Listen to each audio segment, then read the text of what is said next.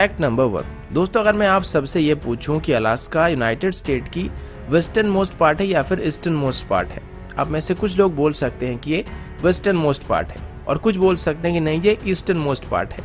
लेकिन सच क्या है? दरअसल अलास्का पृथ्वी की एक ऐसी जगह में मौजूद है जो कि ईस्ट और वेस्ट को कनेक्ट करता है और इसके कुछ पार्ट ईस्टर्न हेमिस्फीयर को टच करता है और ये पार्ट एलेutian आइलैंड के कुछ हिस्से में आती है, यानी कि इसे यूनाइटेड स्टेट का ईस्टर्न मोस्ट पार्ट और वेस्टर्न मोस्ट पार्ट दोनों कहा जा सकता है। बाकी किसी भी देश की बात करेंगे तो उनका ईस्टर्न और वेस्टर्न स्टेट अलग अलग होगा, लेकिन यूनाइटेड स्टेट अकेला ऐसा देश है जिसका एक ही स्टेट है जो कि ईस्टर्न और वेस्टर्न स्टेट कहा जा सकता है। Fact number 2। क्या आपको पता है कि पृथ्वी में एक ऐसा आइलैंड मौजूद है जिसमें एक लेक है और उसमें एक और आइलैंड मौजूद है जिसमें एक और लेक है? कंफ्यूज हो गए? विस्तार में समझाता हूँ। फिलीपींस में एक आइलैंड है जिसका नाम लुजोन आइलैंड है। इस आइलैंड में एक फेमस लेक है जिसका नाम ताल लेक है और इस लेक के अंदर एक और आइलैंड मौजूद है जिसको वल्कनो आइलैंड कहा जाता है और इस आइलैंड के अंदर एक और लेक है जो कि साइज में ताल लेक के मुकाबले काफी छोटी है। Fact number 3। अगर आपसे ये पूछा जाए कि पृथ्वी की सबसे ऊंची पहाड़ कौन सी है तो आप सभी माउंट एवरेस्ट का नाम लेने वाले हैं, लेकिन हमारे पृथ्वी में एक और पीक मौजूद है जो कि माउंट एवरेस्ट से भी ज्यादा ऊंची है, लेकिन बदकिस्मती से इस पहाड़ का काफी सारा हिस्सा समंदर के अंदर डूबा हुआ है। इस पहाड़ का नाम मौना की है और इसकी बात करें तो ये पैसिफिक ओशन में मौजूद है जिसकी ऊंचाई सी लेवल से 13,796 फीट है, लेकिन अगर इसकी ऊंचाई को पैसिफिक ओशन की तल से नापा जाएगा तो इसकी ऊंचाई लगभग 32,808 फीट की है, जो कि माउंट एवरेस्ट से लगभग 3,000 फीट के आसपास ज्यादा ऊंची है। Fact number 4। आप सबको ये बात पता होगा कि पृथ्वी से चांद की एवरेज डिस्टेंस 3,84,400 किलोमीटर है। वहीं पर पृथ्वी से चांद की सबसे लार्जेस्ट डिस्टेंस की बात करें तो ये करीब 4,05,696 किलोमीटर है। लेकिन अगर आपसे ये पूछा जाए कि पृथ्वी में ऐसी कौन सी जगह है जहां से चांद की डिस्टेंस हमको सबसे कम पड़ने वाली है, आप में से कुछ लोग एवरेस्ट का नाम ले सकते हैं क्योंकि ये पृथ्वी का सबसे ऊंचा पीक है, तो यहाँ से चांद की जो डिस्टेंस होगी वो सबसे कम पड़ने वाली है। लेकिन ये गलत जवाब है। सही जवाब माउंट चिम्बोराजो है जो कि इक्वेडोर में मौजूद है। अब आप ये पूछ सकते हैं कि ऐसा कैसे पॉसिबल हो सकता है, क्योंकि माउंट चिम्बोराजो की हाइट बस 20,564 फीट की है जबकि एवरेस्ट की हाइट 29,035 फुट की है।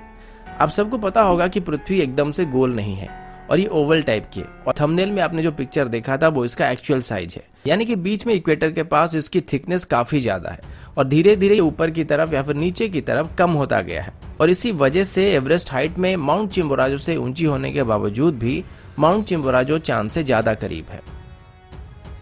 Fact number 5। दोस्तों, क्या आपको पता है कि पैसिफिक ओशन, जिसे पृथ्वी का सबसे बड़ा और गहरा समंदर कहा जाता है, ये वक्त के साथ साथ धीरे धीरे छोटा होता जा रहा है। इसकी वजह यह है कि हर साल एशिया और नॉर्थ अमेरिका एक दूसरे के करीब आ रहे हैं और इसी वजह से हर साल पैसिफिक ओशन 2 से 3 सेंटीमीटर छोटा हो रहा है और फ्यूचर में एक ऐसा वक्त भी आ जाएगा जब एशिया और नॉर्थ अमेरिका आपस में मिल जाएंगी और पैसिफिक ओशन गायब हो जाएगा, या यूं कहे कि इसकी जगह अटलांटिक ओशन ले लेगा या फिर ये काफी छोटा हो जाएगा।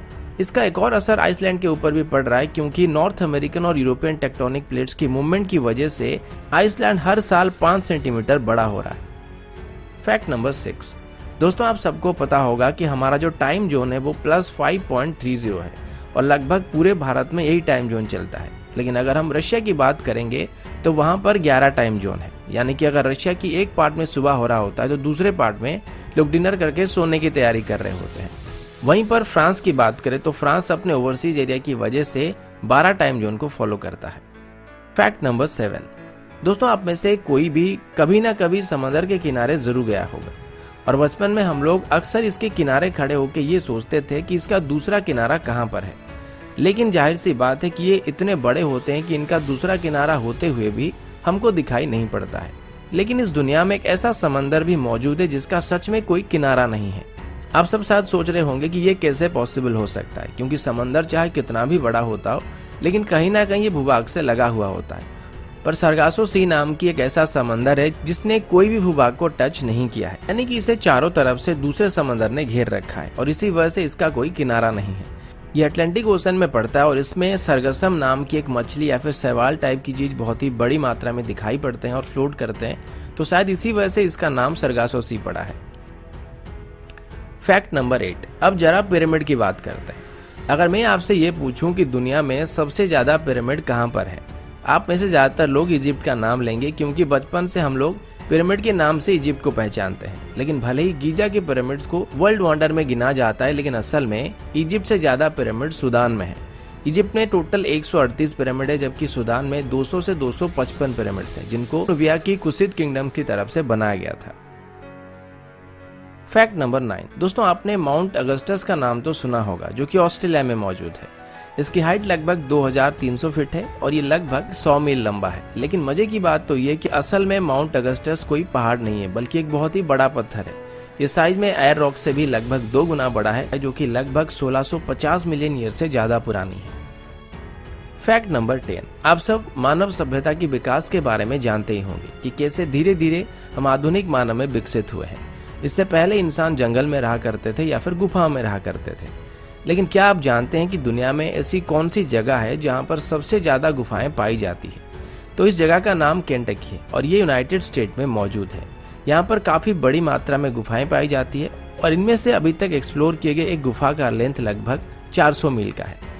लेकिन फिर भी वैज्ञानिकों का ये मानना है कि अभी भी कई गुफाएं जिनको एक्सप्लोर नहीं किया गया और इनकी लंबाई 200 मील से ज्यादा हो सकती है और इसको दुनिया का सबसे लार्जेस्ट केव सिस्टम भी कहा जाता है। तो दोस्तों, हमारे आज की वीडियो के लिए इतना ही। उम्मीद है आपको वीडियो पसंद आया होगा। अगर आपको वीडियो अच्छा लगा तो इसे लाइक जरूर कीजिएगा और जाते जाते हमारे चैनल को सब्सक्राइब